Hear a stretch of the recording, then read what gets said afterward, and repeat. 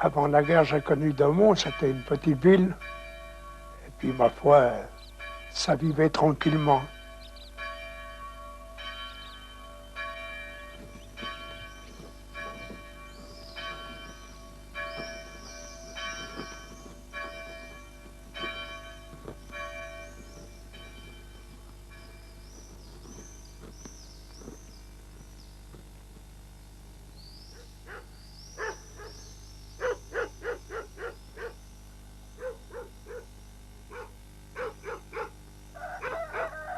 Il y a beaucoup d'agriculteurs avant la guerre.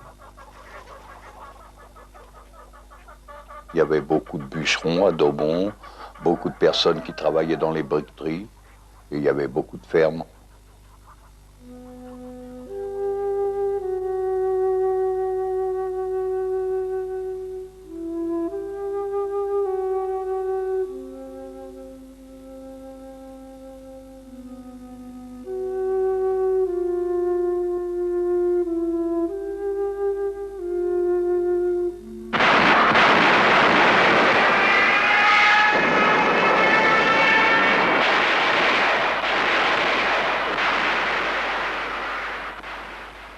J'étais gamin et je ne me rendais pas tellement compte de l'émoi qu'avaient les adultes.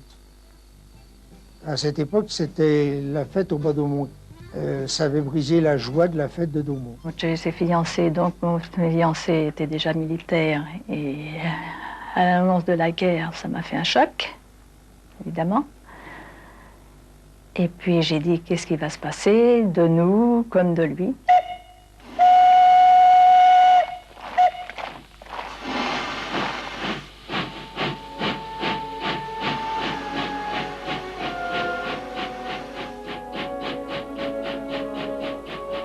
Classes disponibles à l'époque qui partaient, c'était terrible. J'ai assisté, moi, je suis descendu à la gare de Daumont comme on était jeunes avec des copains par curiosité pour voir, et on voyait les femmes pleurer, c'était terrible.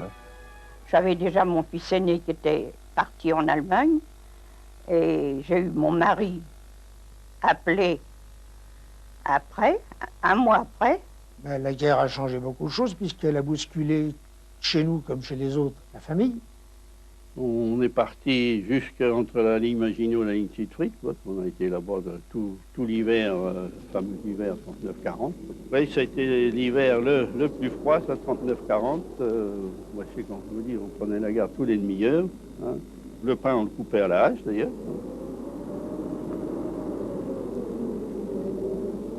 J'avais à côté de moi Louis Aragon, le poète. Il était docteur auxiliaire. Alors, il faisait le premier pansement des blessés qu'on ramenait. Quand il y avait à faire des pansements tout de suite. Nous, les chars, chez nous, ils avaient ordre de rester à tous les ponts. C'était soit de se faire prisonnier ou de se faire sauter avec le pont. Chacun levait les bras, hein, il n'y avait plus d'autre solution.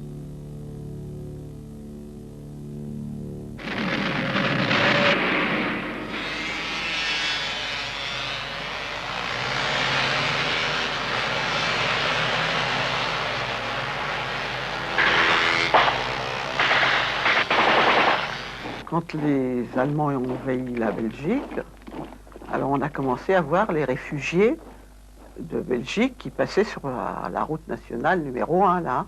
Et mon grand-père et ma grand-mère m'ont envoyé donner du lait à ces gens-là. Alors, ils étaient contents, forcément. C'était affreux à voir l'exode des gens belges, c'était affreux.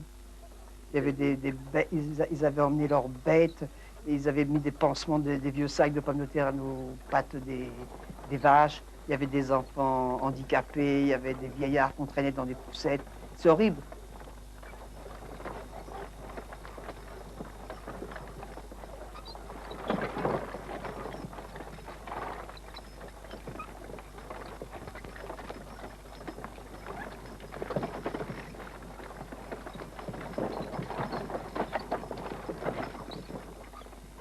Alors nous sommes partis de Daumont, mon père, ma mère, ma sœur et puis moi, avec un vélo à la main, jusqu'à Saint-Denis.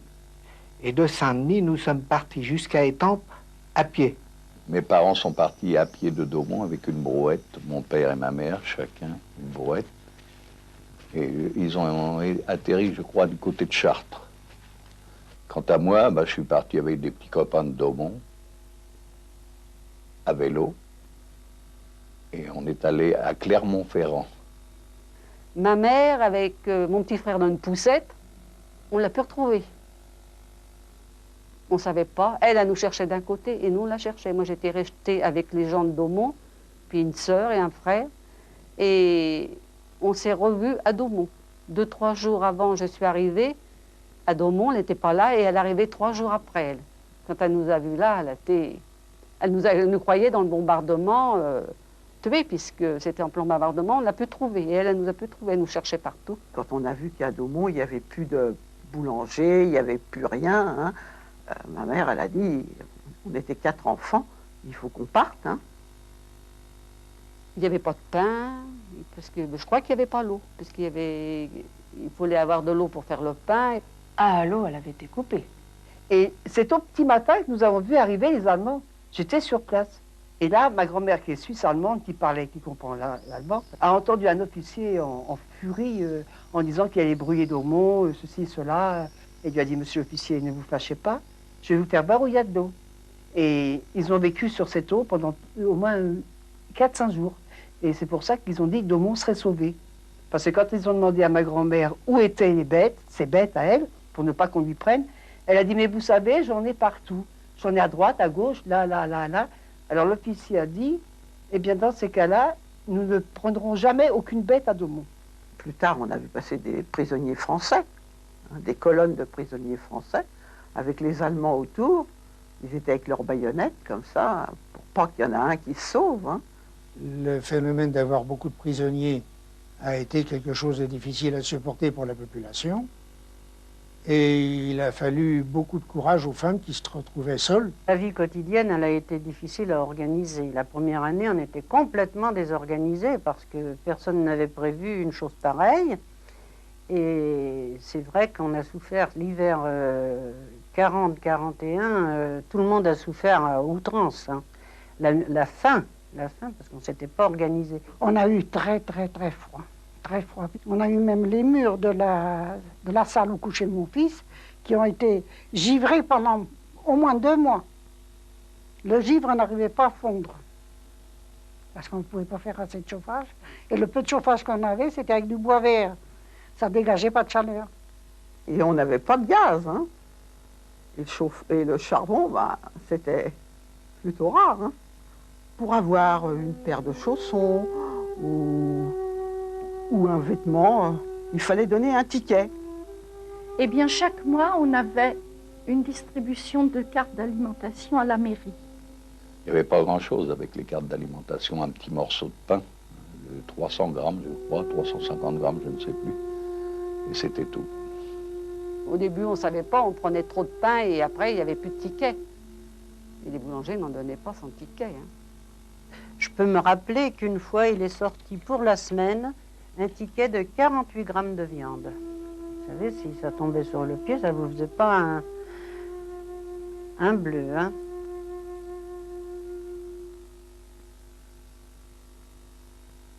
Ma mère s'était privée parce que, vous savez, elle avait toujours mangé. Elle disait toujours, moi j'ai mangé, mangez maintenant. Et c'était pas vrai. Hein. Et d'abord, elle en était même tombée malade. Hein. Ma mère faisait 3 heures de ménage chaque matin et son salaire de la matinée payait le pain et le lait de la journée. Au moment de la moisson, nous allions glaner avec mon frère. Nous prenions la brouette. Et puis, on allait jusqu'au Ménil-Aubry, jusqu'à Mareil en France, enfin dans toute cette région. On passait dans les champs pour ramasser les petits épis qui avaient été cassés, ou enfin tout ce que l'on pouvait trouver comme blé dans les champs. Puis, il fallait bien sûr le battre pour sortir le grain, et on le tournait dans le moulin à café pour avoir la farine, et maman nous faisait du pain. Et tous ces gaillards qui, pour la plupart, n'étaient pas du même avis en politique, lèvent la touche d'accord, quel que soit leur sort. Ils désirent tous désormais qu'on nous foute une bonne fois la paix. couvre-feu était à 9 h, on ne bougeait plus de notre maison. Hein. Radio Londres était tellement important pour tous que l'on arrivait à se réunir entre voisins. Et pendant ce temps-là, nous, on écoutait sur la route s'il n'y avait pas de bruit de bottes. Et dès que l'on entendait les bruits de bottes, on filait vite les prévenir pour qu'ils arrêtent le poste. Papa, quand il voyait un Allemand, il blêmissait, tout le temps. Ça lui a toujours fait cette impression-là. Il en avait peur. Il en avait vraiment peur. On ne les aimait pas, hein. Mais on filait tout droit, on avait tellement peur. Quand les Allemands défilaient, alors, avec des petites copines, nos copines d'école, on marchait derrière eux et on chantait avec eux. Il y a un Allemand qui souriait de nous voir. On l'appelait papa, parce qu'il nous disait « moi, papa », voilà, c'est ça. « Moi, papa, moi aussi je suis papa ». En tant que petite fille, non, ils ne nous faisaient pas peur. Je vous dis, c'est la même remarque. Ils avaient eux-mêmes des enfants. Ils nous disaient qu'ils n'avaient pas demandé la guerre. Et, il y avait des vieux, hein.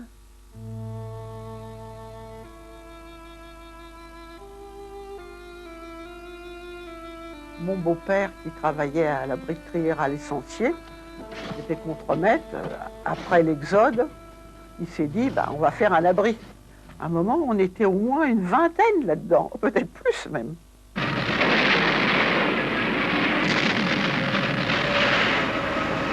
Il y a eu les bombardements du camp de Berne, la Chapelle, et puis des tas de bombardements autour. Alors là, moi je tremblais, hein. J'étais malade, je faisais des crises de nerfs à chaque fois. On se réfugiait au sous-sol, mais c'était pas une sécurité. Mais je faisais des crises de nerfs à chaque fois. Hein. Puis il n'y a pas que moi, mes sœurs aussi. Non, on a eu très peur.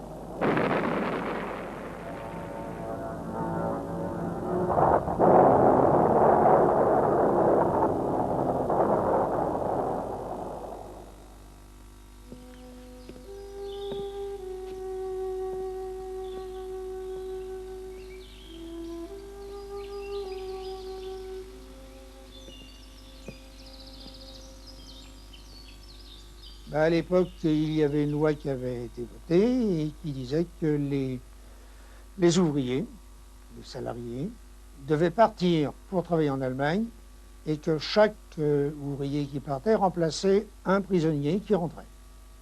C'était faux, bien sûr, mais beaucoup de choses sont toujours fausses. Et j'ai été comme d'autres, j'ai été présenté rue Lafayette et mon père m'a accompagné. On m'a dit que j'étais désigné pour partir à Berlin. J'invite tous les Français qui veulent rester libres à m'écouter et à me suivre. Vive la France, libre dans l'honneur et dans l'indépendance. Il faut dire que là-bas, on avait écouté le message de Gérald de Gaulle le 18 juin. Et alors, on a pris l'engagement entre nous de rentrer dans la résistance. Il a fallu organiser la résistance. On avait une haine contre les Hitlériens. C'était ça surtout.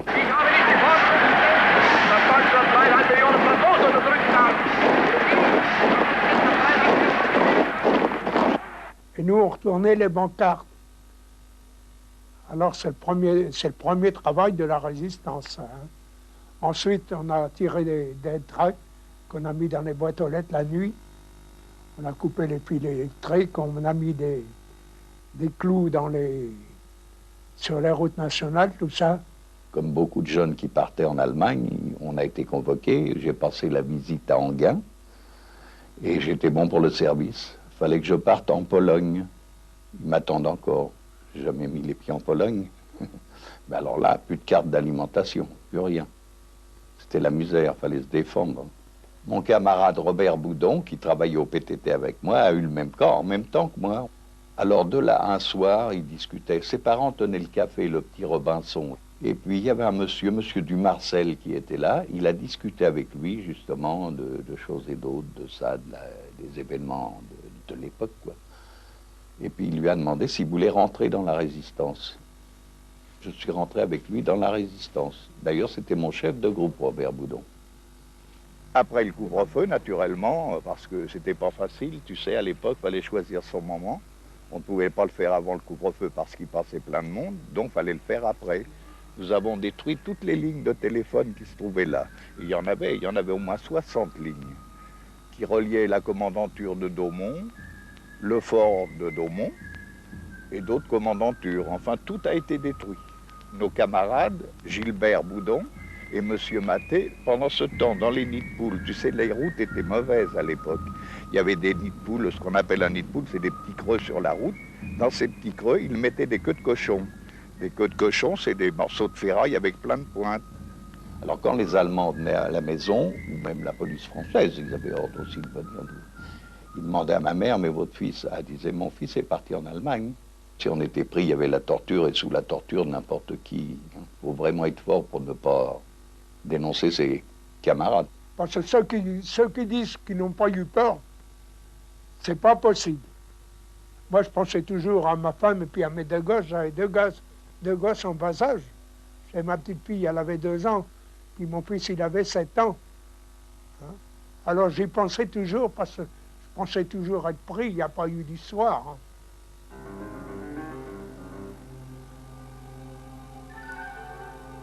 La Gestapo avait mon dossier, c'est-à-dire que la police française a transmis mon dossier à la police allemande. Alors, il fallait se sauver. Ma femme, je lui dis à ma femme, mais où c'est que je vais partir? Je ne sais pas où aller. Elle m'a dit, si on voyait l'abbé Guyot.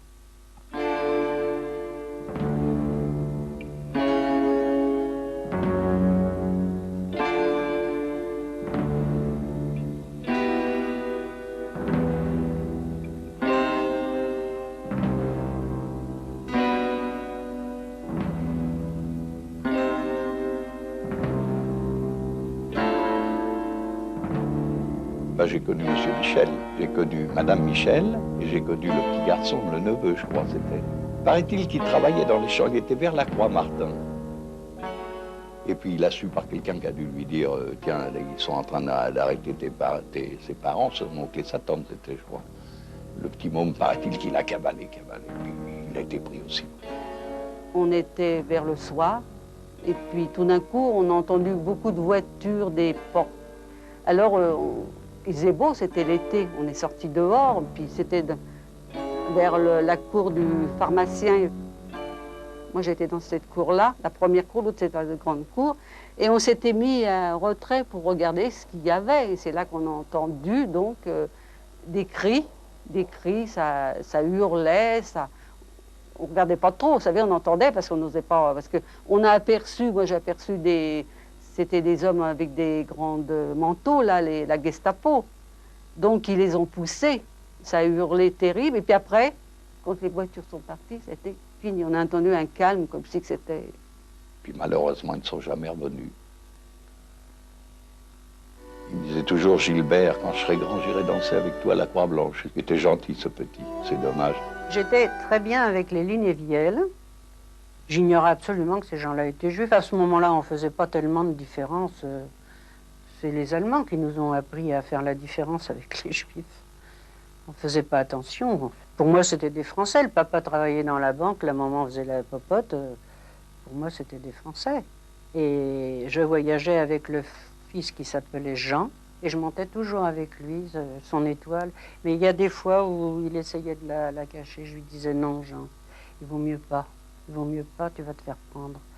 Et puis un soir, à la gare de Daumont, nous revenions tous ensemble et il y a quelqu'un qui est venu lui dire Jean, ne rentre pas, il y a la Gestapo chez toi et ils vont vous emmener. Et il n'y a rien eu à faire, il s'est débattu et on ne l'a jamais revu. Madame Nézis, qui a perdu son mari, qui habitait rue Brocard, et pendant qu'elle était partie au marché, les Allemands sont venus chercher son mari. Quand elle est revenue, bon, après, quelque temps après, pareil, elle était absente, elle est revenue, ils avaient enlevé sa fille de 20 ans. Tout d'un coup, on a vu un avion qui s'est ouvert en deux au-dessus du clocher, en feu. Et puis on a entendu une explosion. Donc, si vous voulez, l'avion est tombé un petit peu après le cimetière, là, dans les bois. Donc à 11h30, quand nous sommes sortis de l'école, au lieu de rentrer chez moi, j'habitais en face, ben, qu'est-ce qu'on a fait avec des camarades? On est grimpé là-haut au cimetière pour voir cet avion. Et alors après, évidemment, il a fallu sortir les pauvres soldats qui étaient là-dedans. C'était des Canadiens. Ils étaient 4. Et puis alors ça a été dur, je vous assure. Les pauvres pompiers, ils en ont bavé pour... ils étaient là-dedans, il fallait les sortir morceau par morceau. Et quand les Allemands sont arrivés pour les mettre en bière, ils n'avaient que 3 cercueils. Et ils étaient 4. Alors il a fallu tasser dans chaque cercueil. Alors l'abbé Guyot, il a dit aux Allemands, les Allemands étaient en train de piétiner les gars dans un cercueil.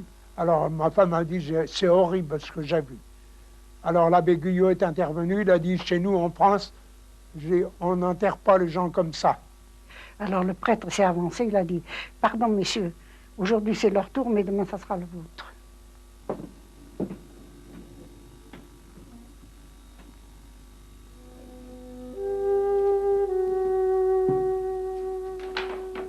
Nous, avec des camarades, on avait décidé d'aller pique-niquer à l'endroit qu'on appelle les plâtrières. Et on était en train de pique-niquer quand on a entendu tirer des coups de fusil. On se trouvait sur la place de l'ancienne mairie, quoi, avec 3-4 copains, avec Robert Meunier, là. Comme tous les gosses, quoi, quand on entendait du boucan dans le bois, ils sont venus en vélo. Mon mari voulait y aller en vélo. Et puis son copain lui a dit, oh non, non, prête-moi ton vélo, prête-moi, moi je vais y aller, je vais aller voir. Hein. Alors j'ai voulu prendre le vélo et lui, Robert, a été plus rapide que moi. Il a pris le vélo et il a été voir au 4 chaînes et d'un seul coup, on nous annonce qu'il avait été publié.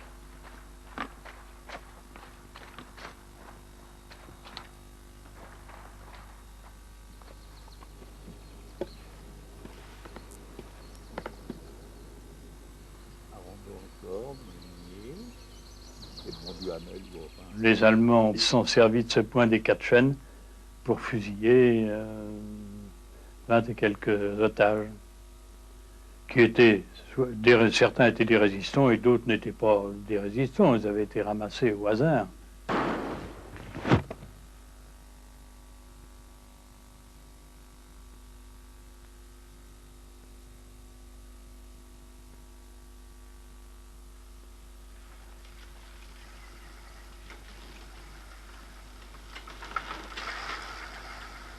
Quand les Allemands sont partis de Daumont, ils sont descendus ici, l'avenue Jean Jaurès.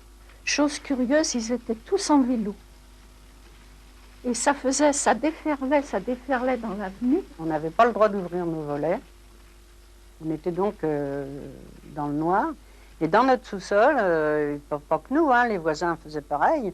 On préparait nos drapeaux français parce qu'on savait que ça allait être... On écoutait Radio Londres. Hein. Alors on savait que c'était ils allaient partir et on teignait nos drapeaux. Les cloches sonnaient, on savait que c'était la libération.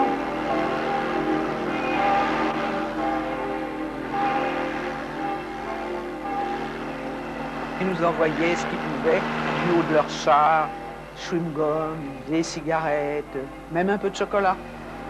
Alors là, ils ont été acclamés.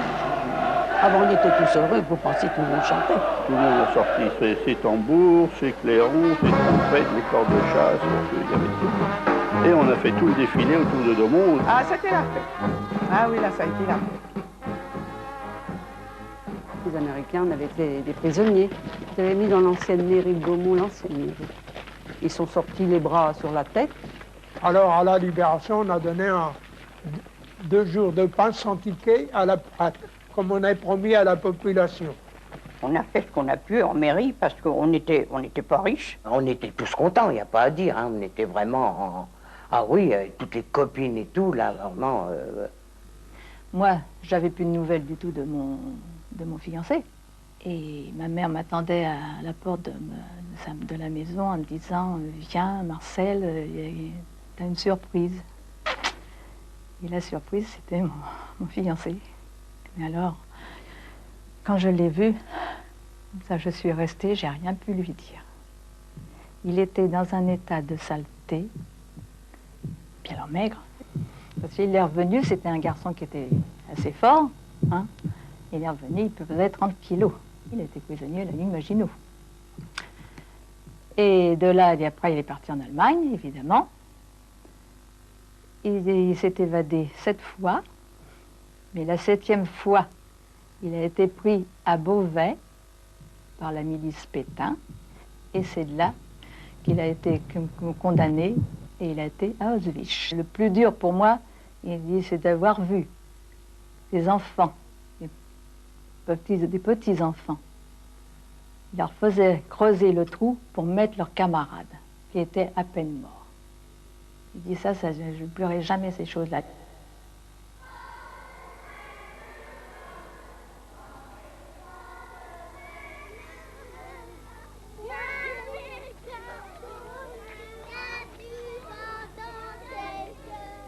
Les jeunes, quand on leur parle de notre temps, ils disent « Oh, vous, les vieux », voilà ce qu'ils nous disent. Vous avez toujours des choses à dire. Voilà. Parce que la jeunesse à l'heure actuelle n'a pas de boulot. Je voudrais leur dire qu'ils se rassemblent. Et puis qu'ils fassent comme on a fait, nous les anciens, qui s'unissent, de façon à pouvoir retrouver la liberté et du travail surtout. Les jeunes, ils ne veulent pas nous croire quand on leur dit quelque chose. Alors, on leur dit plus rien. Les jeunes, faut pas qu'ils aient peur. Faut faire confiance à l'avenir quand même.